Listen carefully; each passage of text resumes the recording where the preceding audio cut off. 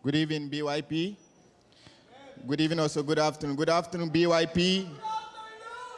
Good afternoon, BYP. All right, I welcome you all to our BYP service. And I hope we are all doing good by God's grace. Okay? So, are we all happy? Amen. So, without wasting much more of your time, I would like to invite our song leader for the day. May I call on Brother Michael Chief Mong?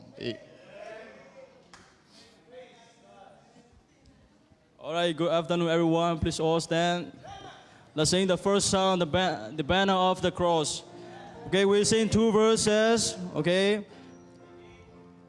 Ready? Sing. There's a royal banner to the soldiers of the King.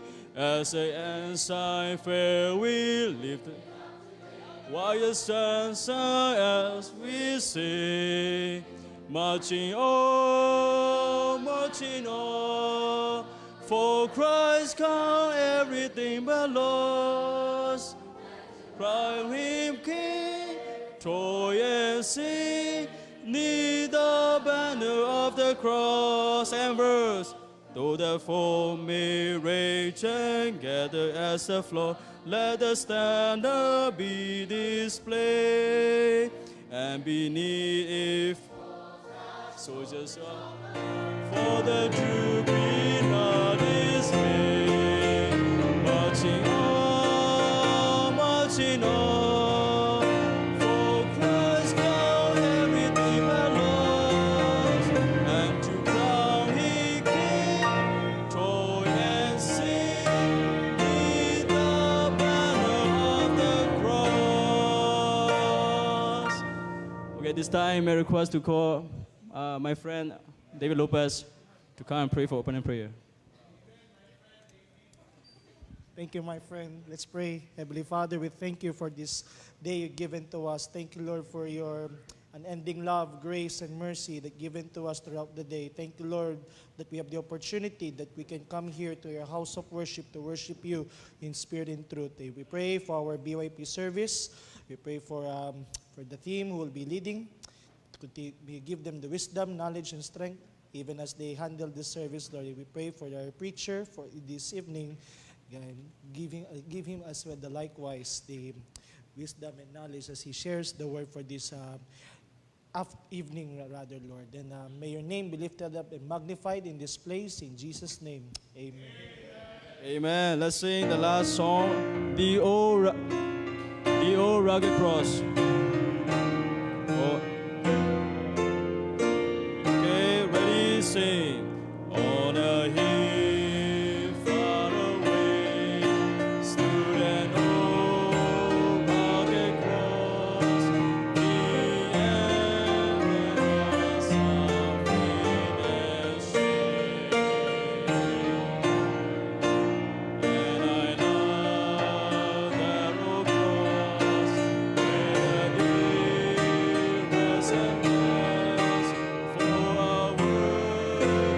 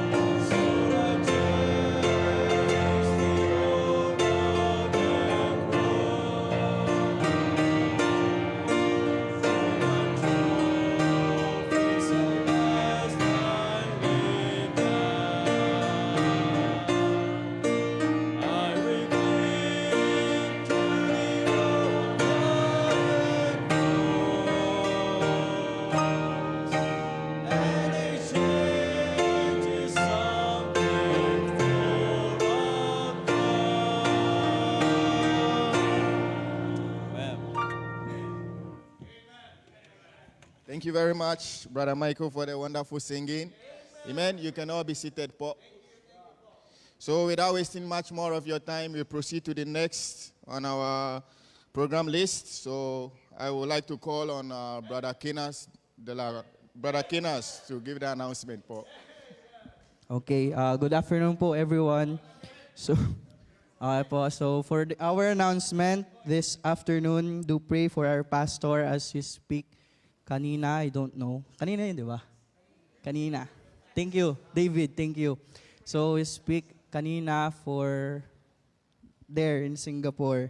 And let's pray for him as he travels back here in Manila this coming Tuesday, March 10. And also, let us, for our announcement, let us pray and prepare for our Lord's Supper this coming Wednesday. And also yung, along with the Wednesday midweek service, church business meeting. Okay po. And next week, another business meeting. Okay po, also, let us pray for the nakalagay dito, renewal of our stewardship and faith promise mission giving commitment next week. Tama ba? March 15. Also, for our upcoming events, let us pray. Seryoso nyo ah.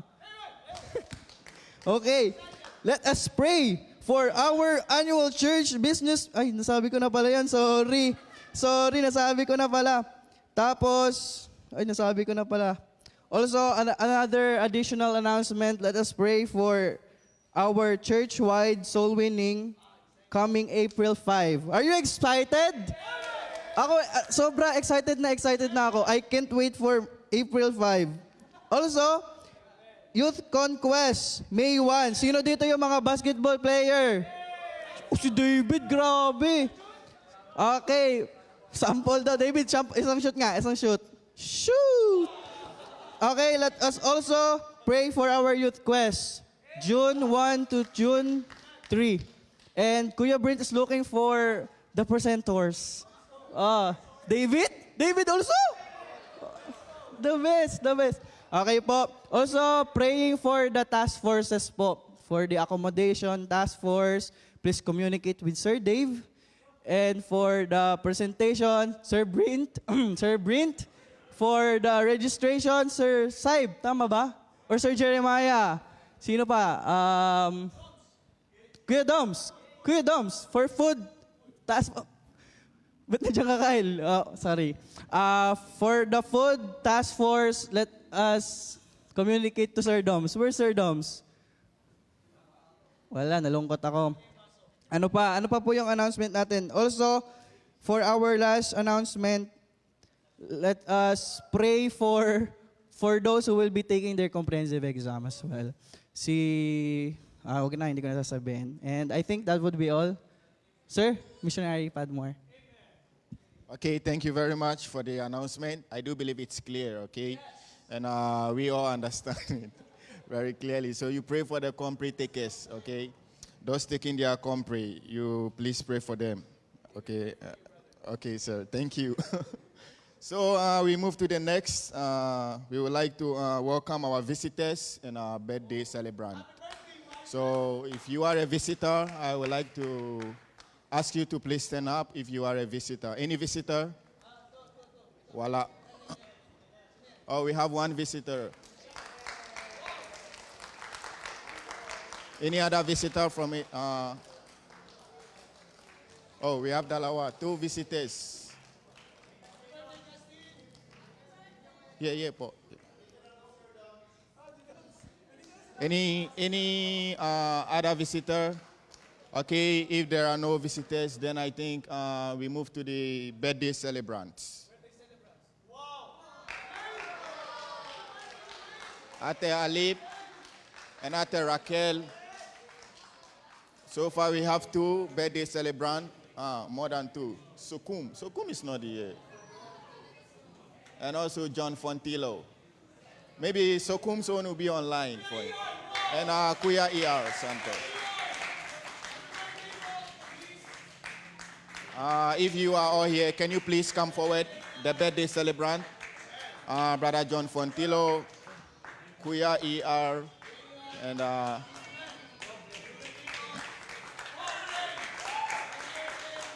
okay, so without wasting much time, we call our song leader to lead a song. Okay, amen. Let's all stand. Let's all stand. Let's sing a birthday song and welcome song. Okay, let's sing first the birthday song. Okay, ready, sing. Happy birthday to you. Happy birthday to you. Happy birthday, happy birthday.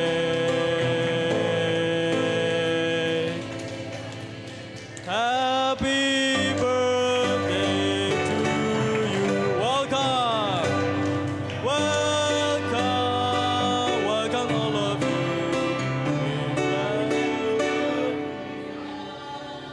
Shake hands. It's good to do. Welcome. Welcome all of you. Shake hands. Welcome to you. Welcome, welcome all of you.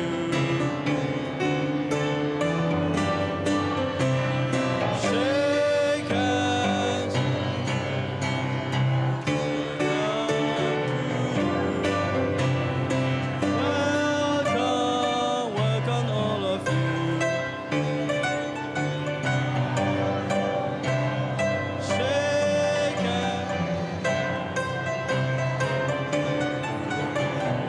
Welcome, welcome all of you.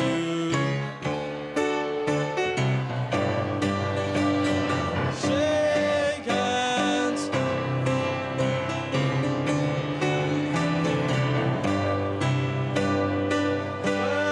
Welcome, welcome all of you.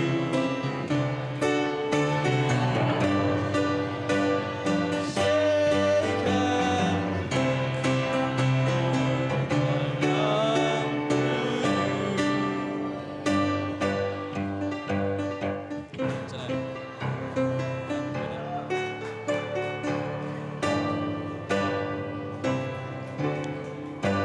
Thank you very much. You can be seated, po.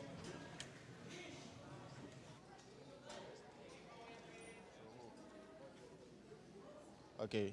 Thank you very much for the wonderful singing. So happy birthday once more again to you all, and welcome you all also to our BYP service. Okay, and I do believe you enjoy the service. Okay, and you find friends here so that you can move in. You're going out and you're coming in with them.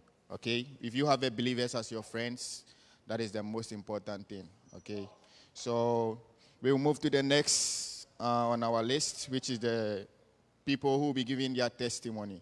And we are always interested to listen to the testimony of others. So we'll be calling Sister Rojalyn to bring us her testimony, Paul. So you can come, Paul.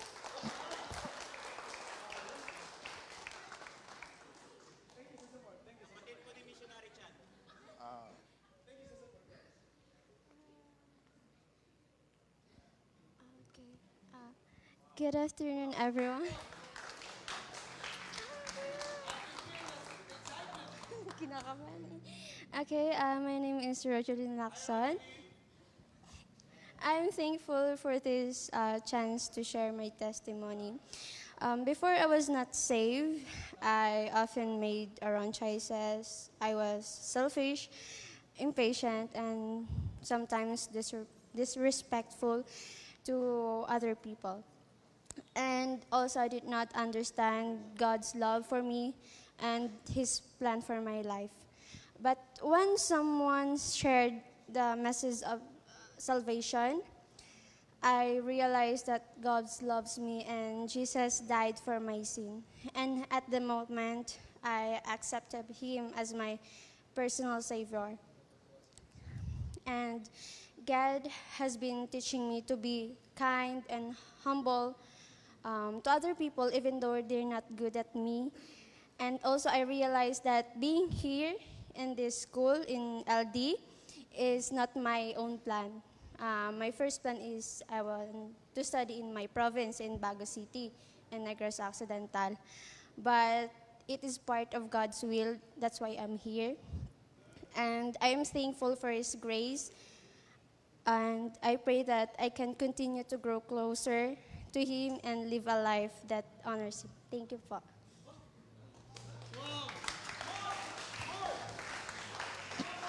Okay, thank you very much, Sister Rojalyn. And the next person to give his testimony is Brother Padmo. So I got saved. So I will be the next person to give my testimony. So I got saved at the age of 14 years, way back in Ghana, under the leadership of missionary Felix Amar. And he is from Satamensa, and the wife is from Bethany here. So it's like mixed connection. So, yeah, mixed connection. So when I was in Ghana at the age of 14 years, these missionaries came all the way from the Philippines to Ghana, and they shared to me about the gospel. Firstly, when I saw them, I was thinking they are Jehovah's Witnesses, so I didn't want to listen to them. I just ran, and I went to hide.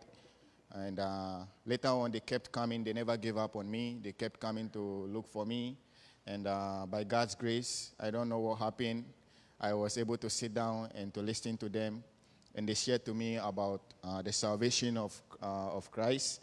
And I realized that I am not safe. And if I am to die, I will go to hell. Because whenever I am going to sleep, I am afraid that I will not wake up. And if I don't wake up, I don't know where I'll be going.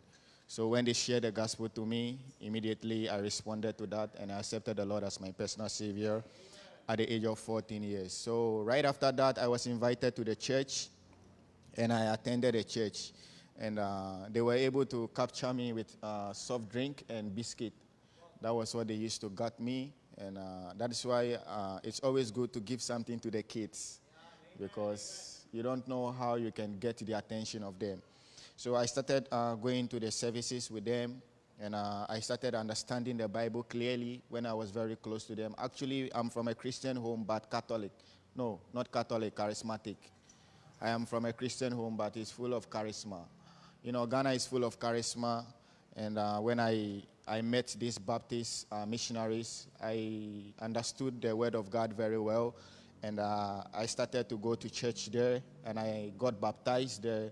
So right after that, I went to my high school.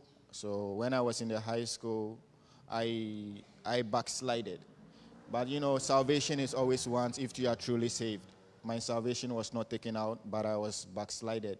So right after completing my high school, I came back to the church, and I was serving together with them. Even though I was not that faithful because of the peer pressure that I had in the high school, following friends, doing all sorts of bad things. So when I came back, because church was like a duty to me, for me to go, so I just follow up. But the Lord was still speaking to me, and I was involving myself in some of the ministries, and based upon gradually in the ministries, I started changing little bit by little, and there was a World Mission Conference. And then I have already enrolled, and I'm about to go to my university because I love to study business. I wanted to be an accountant, so I loved business very well. So admission, everything came out that I am qualified to go to the university to study my course there. But everything changed all of a sudden. There was a mission conference that happened, and the speaker was Pastor Ariel Castro. That is a pastor at New Zealand. He came to speak in our church, and the word of God felt on my heart, and I surrendered my life to be in the Bible school. So that was the turnout of my life. I didn't think of what would happen, but since I surrendered my life to be in the Bible school, to be honest, I have never regretted, okay? I have never regretted. And I was here 2023. Actually, I was supposed to come here during the COVID, but the COVID was very serious that I cannot come. But I know if I came at that time, like I'm not sure I can complete. So God knows the reason why I came at 2023.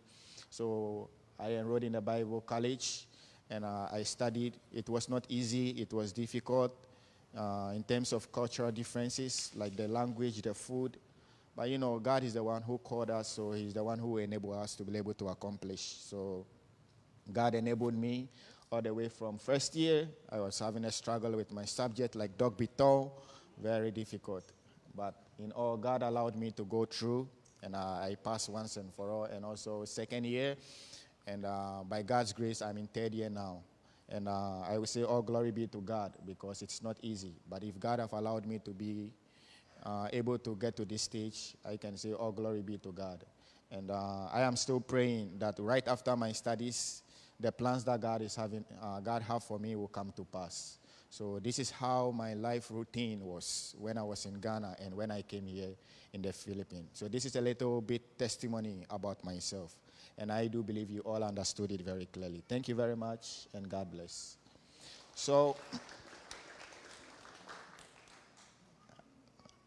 the same person here. So we will move to the next program on our list. So the testimony has already been done. So the next one is the icebreaker. Okay, I do believe we are all happy for the games. Come again.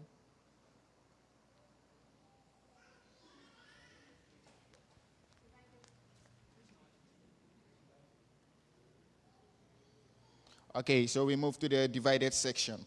I'm sorry, my bad. We move to the divided section. And right after that, the next thing will be proceeded. Thank you very much. Divided session po. Okay, sa divided session, ibig sabihin divided tayo na, ano? So per care group or per group ang division, ano?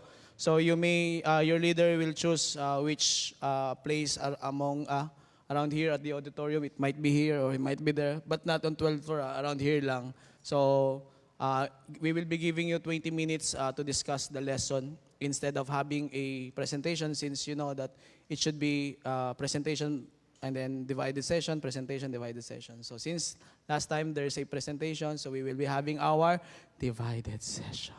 So sige na po. Timer start now. 2 minutes pa yan, no? 2 minutes, tapos para yung preparation ng pagdi-divided. Tapos 20 minutes sa mismong session. So yan, we'll be giving you 2 minutes to divide yourself first. Then after you all settle, 20 minutes. Yan. 2 minutes, yan. So sige na po. Per care group po yan, per care group or per group or male or female, separated. So it depends on your leader, which kind of arrangement they will do.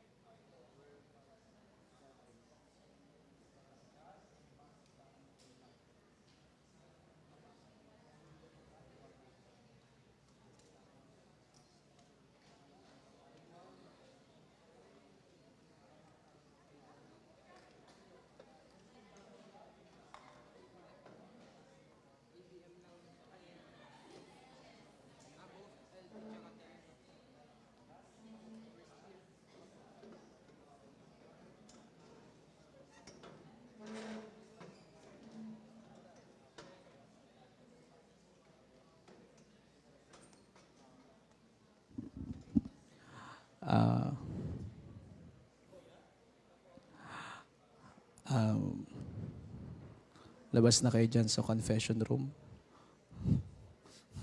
PBB. Pinoy Beta Knights Baptist Church.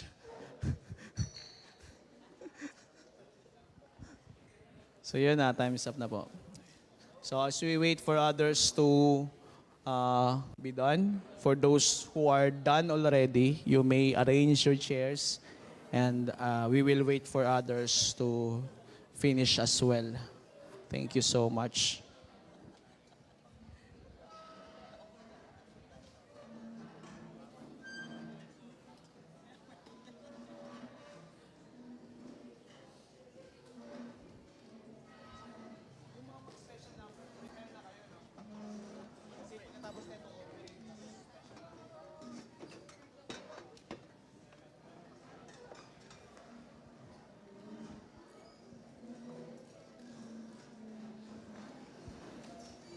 I hope we learn a lot from the experiences of others and as we share the experiences of our experiences. Then, of course, most especially, we learn from the Word of God, yung Proverbs 3:5-6 and Jeremiah 29:11. So, ayan. Offertory muna. So, okay, as we, others are still settling down, may I ask, hindi, joke lang, mamaya pa. Sige, usap muna kayo dyan. Usap muna kayo. Yun lang. So yan, sige, let's all stand up. We will be having our offering prayer. And may I ask,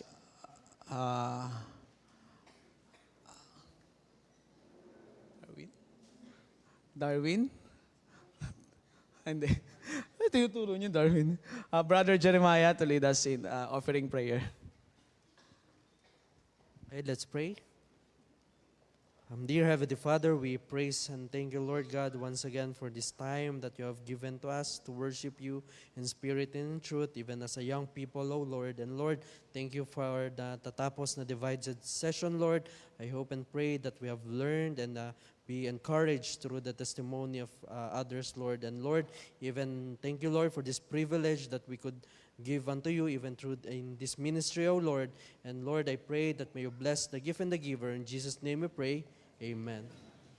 Amen. So there's an envelope na ipapasa per group. And as we have our offering per group, we will be listening to the piano of Brother Kyle. So you can look at him. So sige, magpasa muna kayo ng offering.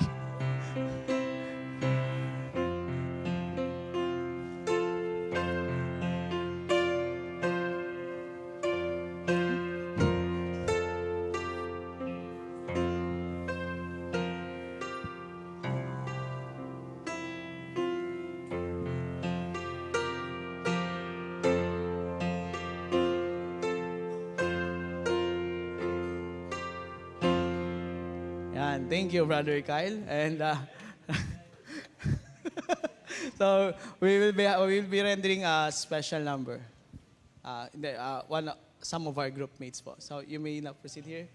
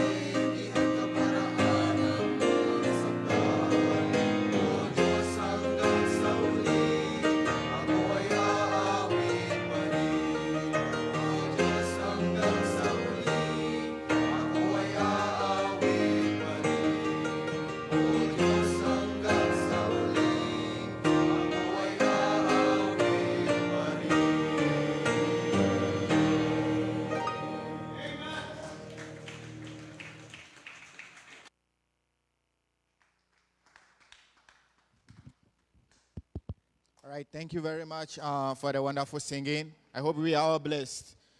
Amen. So let us prepare our heart and let us welcome on our preacher. Okay, Deacon Joe Panopio.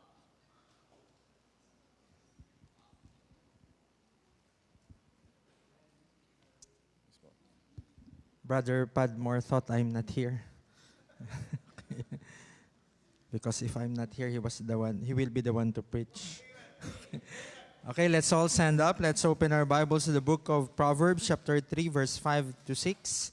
Just 2 verses, very familiar verses. And maybe some of you have, you chose this verse to be your life verse. Proverbs, chapter 3, verses 5 and 6. Just 2 verses. Let's read this all together. You there? Okay, let's read this all together. Ready? Begin. Trust in the Lord with all thine heart, and lean not unto thine own understanding. In all thy ways acknowledge him, and he shall direct thy paths. Let's pray. Father in heaven, we thank you, Lord, for the reading of your word. Thank you, Lord, for this time that we can spend time looking at your word, into your word. And Father, I pray that the Holy Spirit be our teacher, guide. May you speak to us in a very personal way. You know what our specific needs are. And we just trust, Lord, that we would listen attentively and be sensitive to your leading. I pray for your guidance and your anointing as I share your word tonight. We commit to you all these things. In Jesus Christ's name we pray. Amen. Okay, you may take your seat. Again, I'll read the verse or the verses. In Proverbs chapter 3, verse 5 to 6, the Bible says, Trust in the Lord with all thine heart, and lean not unto thine own understanding. In all thy ways acknowledge him, and he shall direct thy paths. A man once went hiking up a very high mountain, and the day was very beautiful, and he greatly enjoyed the view from the summit. I don't know if how many of you are loves hiking, or probably some of you loves planning to hike. He spent so much time admiring the scenery that he did not notice how late it had become. Kumisa, no, pag we are enjoying our time probably in fellowship, you won't notice the time. It's already past 12, even past 12 midnight. Okay? Soon the sun began to set, and darkness quickly covered the mountain. And as he hurried down the trail, the path became harder to see. In the pitch black night, he suddenly slipped and fell over the edge of a cliff. And as he fell, he desperately reached out and managed to grab hold of a branch sticking out from the side of the cliff. So imagine if you could picture that.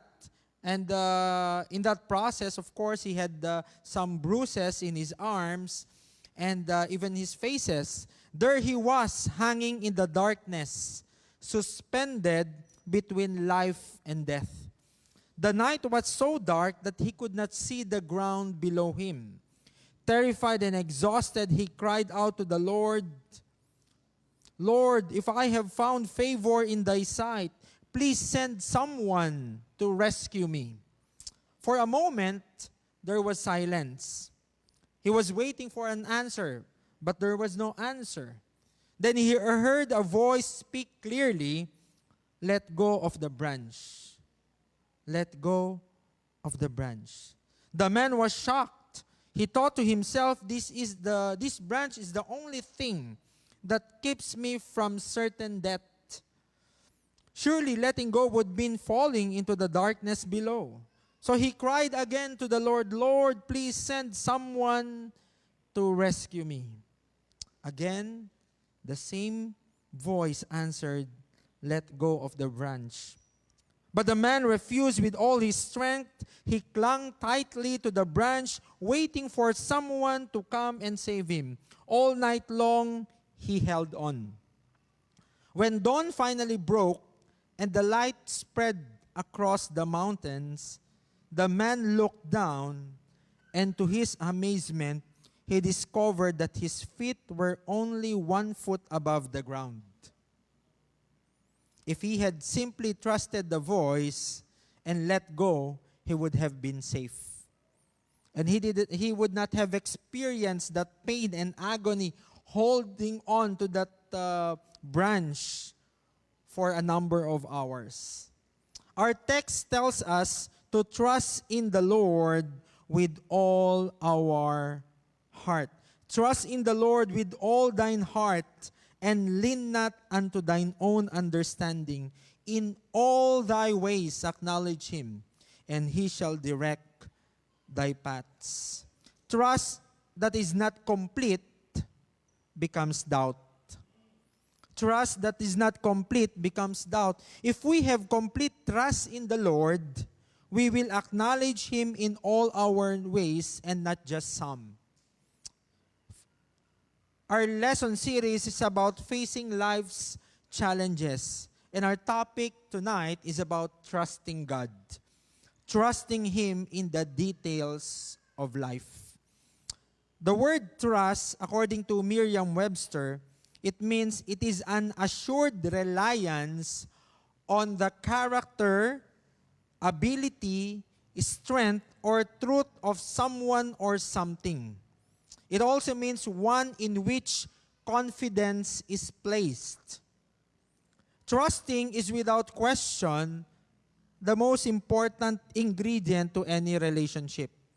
Kaya nga, if we break the trust or we lost the trust, it is difficult to love. It is difficult to obey or to follow or to serve. Sadly, trust is becoming a rare commodity in our culture today.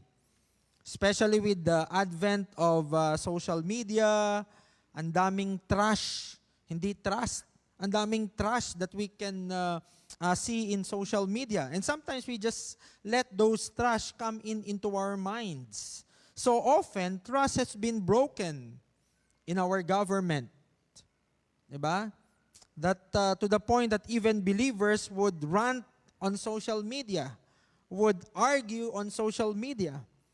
Trust has been broken in our government, in our families, sometimes in our friendships, and even in Christian circles.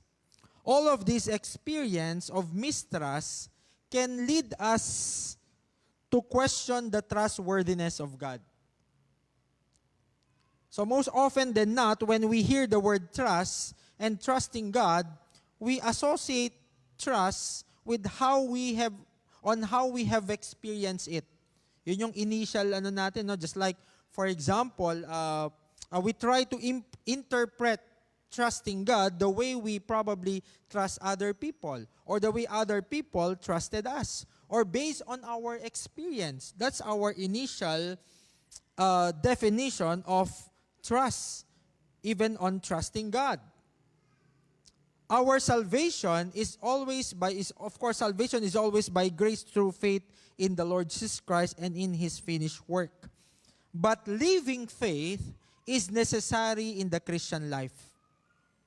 Okay, there is saving faith, and that is putting our faith and trust in the Lord Jesus Christ and in his finished work. Remember when Jesus Christ said, "It is finished," it has already been paid. The payment for sin has already been paid. Okay?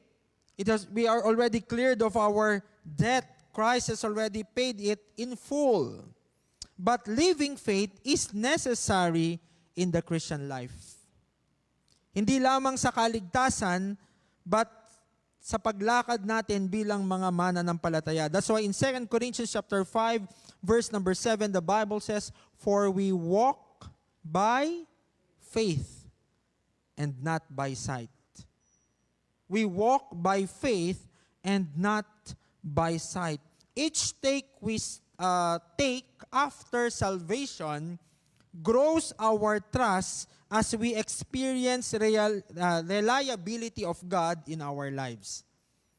Meaning, the more you trust God, the more you obey, probably step 1, step 2, the more you grow in trusting God. The more we walk by faith and not by sight, the more our trust in God grows and matures to a point of being unshaken no matter what. Why? Because we have already proven God many times. So the question to ponder upon tonight is, if you have trusted Christ with the eternal destiny of your soul, can you not trust Him with the details of your life? Okay? Kung ipinagkatiwala mo nga yung kahihinatnan o pupuntahan ng inyong kaluluwa magpakailanman, ano pa kaya yung mga maliliit na bagay sa atin o detalye ng ating buhay dito sa mundo?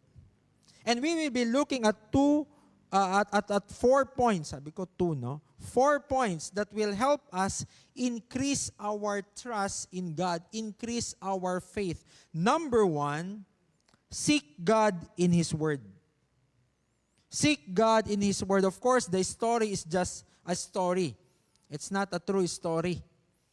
Okay? We can no longer hear an audible voice of God talking to us directly. It's not how God works today. God works and God speaks through His Word and through the Holy Spirit that dwells in the believer. Seek God in His Word. We cannot trust someone we do not know. Or probably we know something but just a little. This is the reason why we are always reminded, especially when we were little kids, by our parents, don't talk to strangers. Don't talk to strangers. Because we don't know them. And most professing Christians do not know much of God. Who He is, what He has done, what He is doing, and what He will do, and what He can do. The Bible, God's Word, has been given to us to know Him more. Young people would follow social media influencers and follow other celebrities to the point of knowing everything about that person. Updated. Diba? Laging pag may notification, fina-follow mo. So every post, probably you would search that name, and every news related to that person, where that person went, ate, what he or she have experienced that particular day. We are sometimes updated on those things.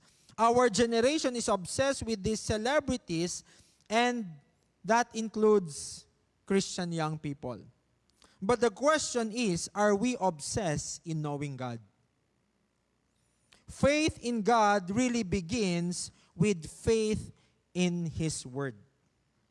Romans chapter 10, verse number 17, the Bible says, "So then faith cometh by hearing, and hearing by the Word of God." That's why even the enemy, even politicians, and even companies would take advantage of this reality. Okay? Even if that a particular statement is a lie, if you hear it so many times, then eventually it becomes the truth. But it is a lie. It is a propaganda. But the Bible says, "So then faith cometh by hearing, and hearing by the Word of God." That's why it's important what we are hearing, what we are listening to, what we are seeing, because it affects us. It affects our soul. If we do not know the promises of God, how can we hold on to it? If we do not know the promises of God, how can we call upon God if we do not know Him? I remember it was yesterday when we are actually going back from soul winning, andun kami sa may palengke ng Palanan, and meron akong I saw si Mang Romeo, 60 years old, and he was seated there in his e-bike. Actually, he was waiting for his wife, so I talked to him and I shared the gospel to him. But prior to sharing the gospel, so I did a small talk, and I asked him how old is he. Then he said 60 years old. Sabi niya. So sabi ko, oh, blessing, you have 20% discount. Then sabi niya, naku, parang he said something, and based on what he said, I concluded that probably because he just turned 60, he could not avail of those discounts because he doesn't have a senior citizen discount. Then I said to him, there's already a law that even if you don't have a senior citizen ID, as long as you have a proof, a valid ID that shows or that tells you or that tells others that you are at least 60 years old, you can already claim the discount. Ganun siya. Talaga? Sabi niya, yes, you can Google it. Okay? If he doesn't know that, then how can he take advantage of it? A lot of Christians don't know much about God. Who He is, what He has done, what He is doing, and what He can do. Immerse ourselves in the Word of God. Read it, listen to it, memorize it, make the Bible stories and lessons vivid and alive in our minds. The Bible tells us of God's credentials. And if you look at His credentials, He is trustworthy. He is trustworthy. Psalms chapter 77, verse 11 to 12, I will remember the works of the Lord. Surely I will remember thy wonders of old. I will meditate also of all thy work and talk of thy doings. We cannot remember something we haven't encountered. Kaya yung iba sa inyo, nagpe-pray, Lord, sana makapasa ako. Hindi ka naman nag-review. Anong mare-review mo? Anong mare-recall mo? What can you recall if you haven't reviewed? And during the class, you were not listening. What can you recall? Okay? We cannot remember something we haven't encountered. We cannot remember something we haven't seen or read. Seek God in His Word. Question, have we read our Bibles today? Have we spent time with the Lord today? What work of God has made an imprint on our hearts recently? Was there a verse in the Bible or verses or story that made an imprint in our lives lately? What attribute of God have we learned or have been reminded of lately? How much time have we spent seeking Him in His Word this week? Trust grows not only by knowing God's Word, secondly, but also by obeying it. We need to step forward in faith. The only way to increase our trust in God is to prove Him through obedience. Ulitin ko. The only way to increase our trust in God is to prove Him through obedience. We always say it cannot be done, it is difficult, it is impossible. But the best way to increase our faith is to just obey, and God will prove His trustworthiness. We often struggle in walking by faith because we think too much ahead. Okay? Iniisip mo na, maybe your group leader asks you to do an opening prayer. Sabi mo, ayoko pong maging missionary. Ha? Pa nag-opening prayer ka lang, missionary na kaagad. Diba? Just take a step forward in faith, one step at a time. Because if you don't do that, you will be overwhelmed. No, it's just like obeying God. Ito, medyo sabi natin simple step lang. One step at a time. Another step, may papagawa na ng Panginoon. Another step. Then another step, another step. Imagine, you're already looking doon sa sa fifth step. Just obey God one step at a time. That's why in Matthew chapter 6, verse number 11, the Bible says, "Give us this day our daily bread." Not the bread for the month or for the year or for the week, but daily bread. That means we need to trust God one day at a time, one step at a time. Matthew chapter 6, verse 34, "Take therefore no thought for the morrow shall take thought for the things of itself. Sufficient unto the day is the evil thereof." Yung iba, hindi warriors warriors.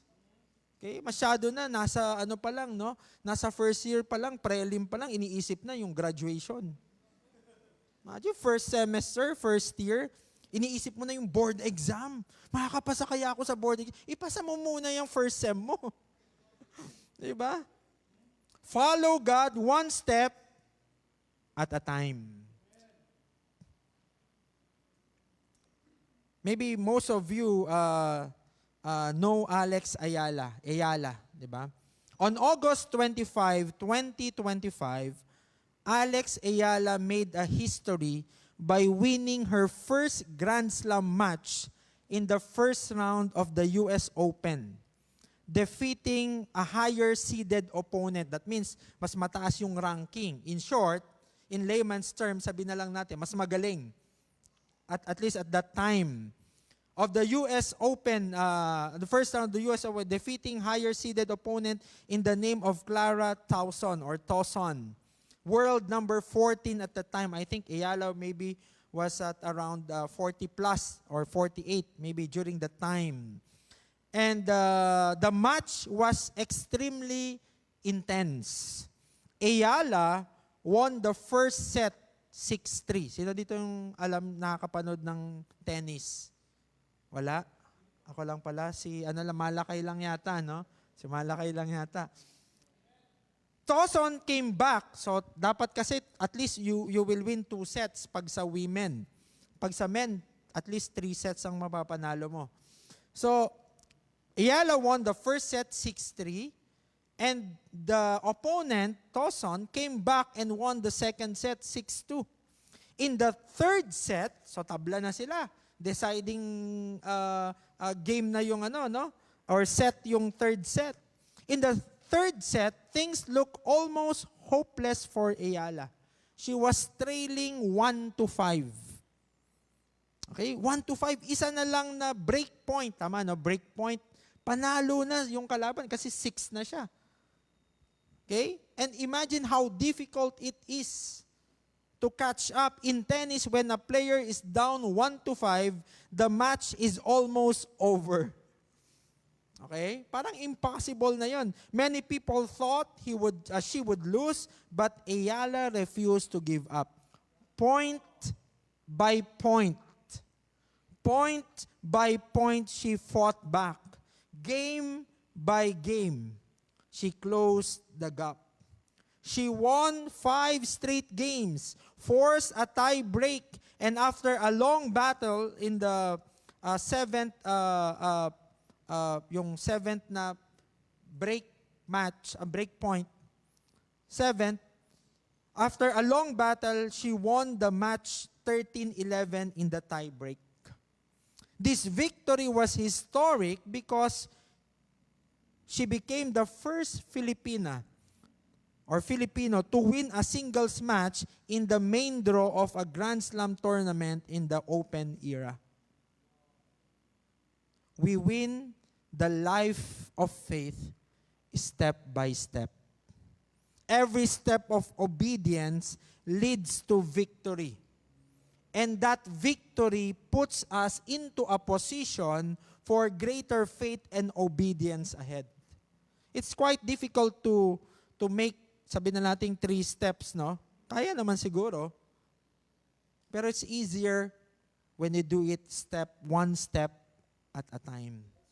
In 1 Samuel chapter 17, verse 37, David said, "Moreover, the Lord that delivered me out of the paw of the lion and out of the paw of the bear, He will deliver me out of the hand of this Philistine." Imagine if it was the first time David, for example, haven't experienced killing the lion and even the bear, and now it was his first time.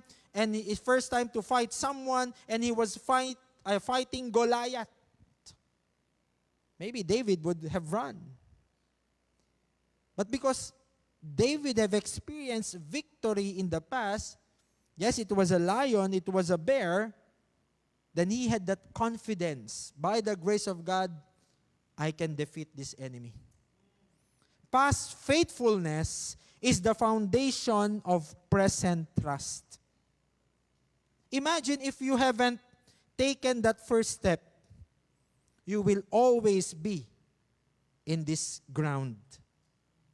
Unless you take this step, then that's the time you can move on to the next. Pero kung hindi ka gagawa ng first step of faith, hanggang dun ka na lang. What little step of faith God is commanding you to take today? Is it a step of faith in bringing your tithes, in bringing your missions offering, or probably increasing it? Is it a step of committing to a ministry? Maybe helping out in the VIC, in the Sunday school, in the Good News class, committing to that ministry or soul winning. Is it a step of accepting a higher call of leadership in the ministry? Take a step forward in faith, and your trust in Him will grow. Third thing that will help us increase our trust in God, the third thing is when we set our eyes on God. Okay? Set our eyes on God. The Bible says in our text in verse number 5, "Trust in the Lord with all thine heart, and lean not unto thine own understanding." It says there, trust in the Lord with all thine heart, and lean not unto thine own understanding. So, meaning, you can misinterpret situations. You can misinterpret circumstances. But if you know you have the Word of God, it is explicitly in the Word of God, and you know that is God's will for you, don't lean on your own understanding. Trust God. Whether if you look at it, parang hindi ito eh. No? Based on my evaluation, parang hindi ito. Okay, parang dapat ito yung gagawin ko. Logically speaking, yes, that could be. But that is based on your perspective. That's why we need to trust in the Lord with all our heart, and lean not unto thine own understanding. Getting distracted could lead to accidents or unwanted consequences. Just last Friday, we are going to junior student convention, and actually it was my mistake. And we left the house siguro mga around 6:35 or 6:40. And before we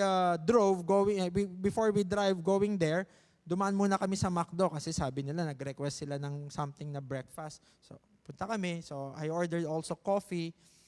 And while in the, di ba sa ano lang yan, ang exit lang namin dapat is sa Bikutan. Okay, so nag-skyway kami. Dahil distracted ako in so many things. One, I was drinking my coffee. Okay? Not sa driving naman. Second, I was trying to eat something. Of course, may nag-a-assist naman sa akin si Ma'am Tin.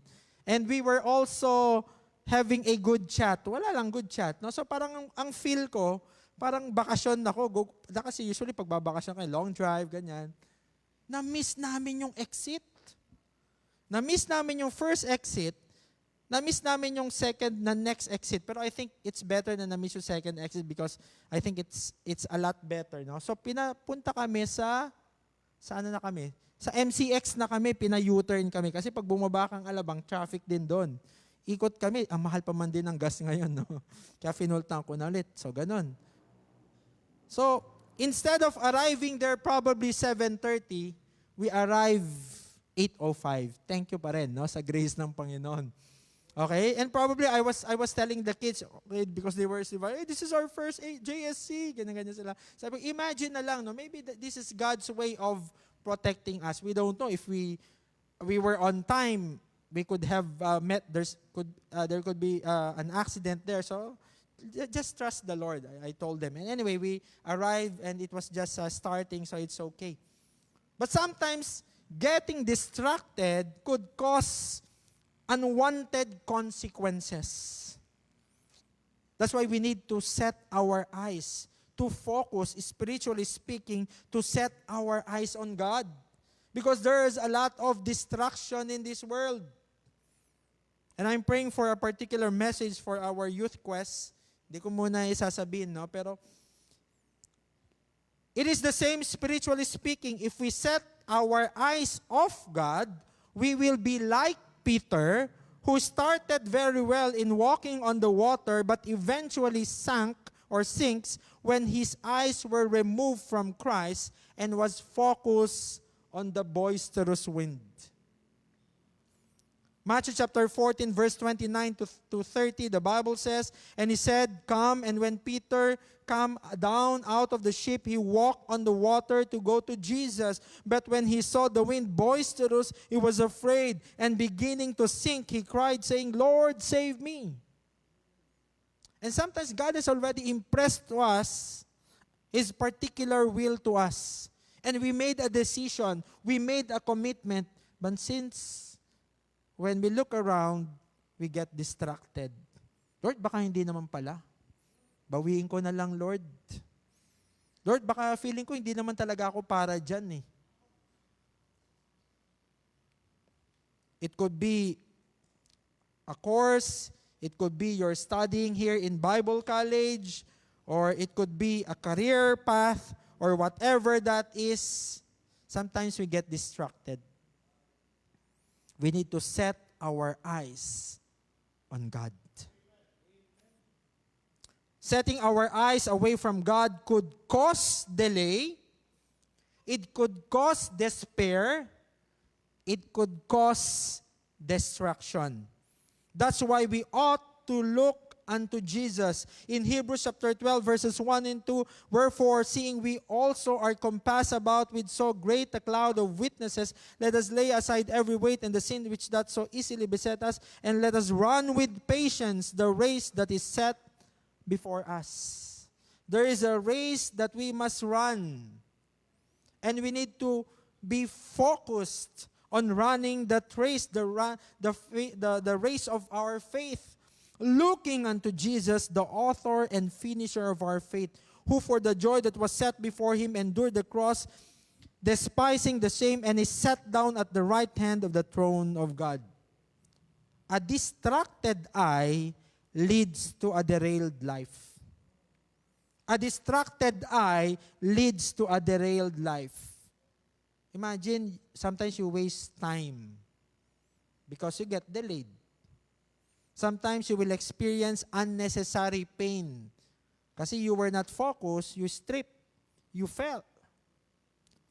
Trusting God will not always be easy, especially because we have an enemy.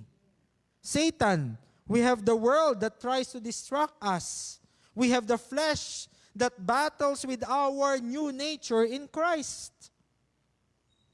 And its goal, the enemy's goal, is the opposite. Instead of trusting God, you doubt God. And that is exactly the same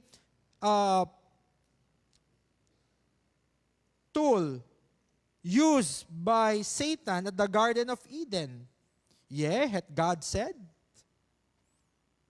But what is encouraging is that we can see even in Hebrews chapter 12, verse number 1, we can see the heroes of faith who had gone before us, and they proved that trusting God is possible if we just set our eyes on Him. Kaya pala.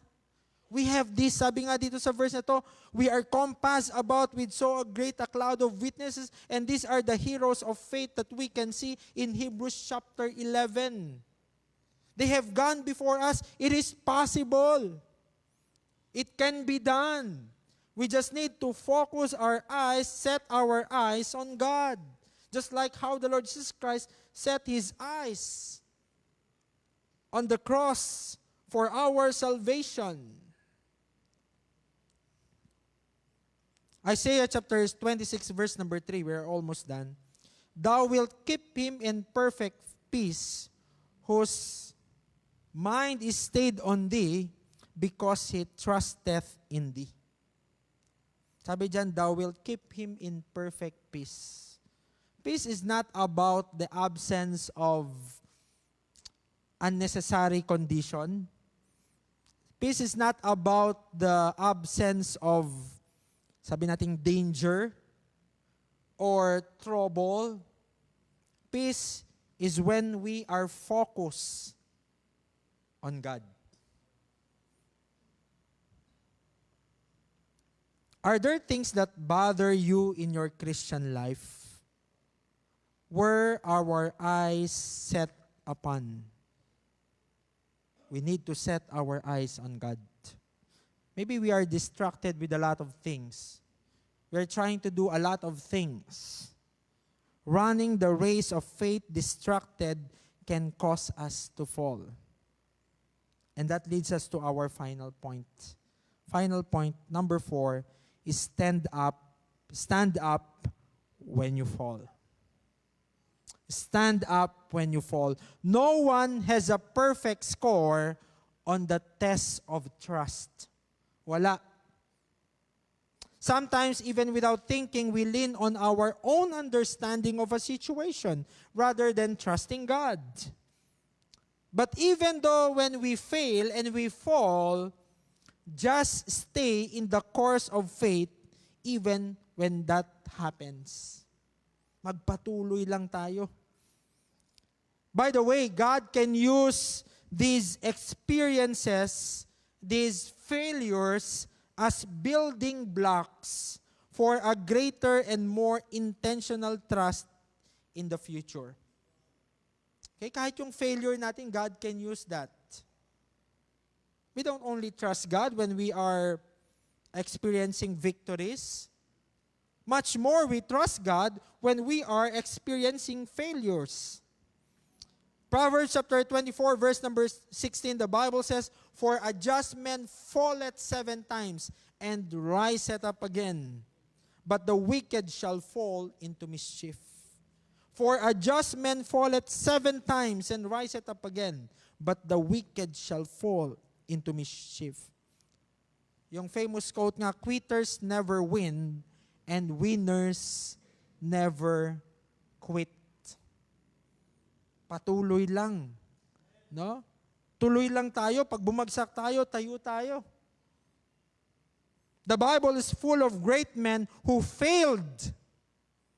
The Bible is full of great men who failed but never quit. David trusted in his resources and sinned against God when he numbered Israel.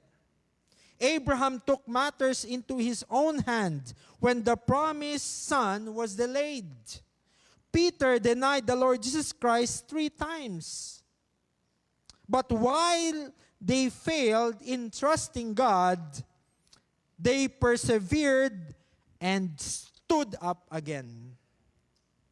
And even after failure, the Lord continued to use them in a mighty way. Why? Because they did not keep lying down. They stood up. They got up, got back, and get going. And as Christians, we need to get up, get back, and get going. Get up, get back, and get going. In times of failure, trusting God means letting it go. Yung mga failures na yan. and letting God continue His work in us. Are you in the valley of failure at this time and you think there's no way out? Are you faced with an important decision and your past failures keep on haunting you and are preventing you from trusting God? Lord, hindi nag-work dati, hindi siguro ulit mag-work ngayon. Lord, dati ganito nangyari, siguro ganito ulit. Do you feel you are incapable, insufficient for the task ahead? Let's look at what Apostle Paul said in 2 Corinthians chapter 12, verse 8 to 10. For this thing I besought the Lord thrice that it might depart from me. Of course, he's torn in the flesh. And he said unto me, my grace is sufficient for thee. Remember that God is an all-powerful God. God is a sovereign God. God is a self-sustaining God. That means, even if He gives and gives and gives, it doesn't take away something from Him. Unlike tayo, di ba? Pag nagbuhat ka and you do that all day, later you are tired. But God doesn't get tired. His power never diminishes. His resources never diminishes. He is self-sustaining. And it says here, and He said unto me, my grace is sufficient for thee, for my strength is made perfect in weakness. Most gladly, therefore, will I rather glory in my infirmities, that the power of Christ may rest upon me. And every time we feel insufficient, unable, or we feel we cannot do it, let's approach God. Let's go to the Lord.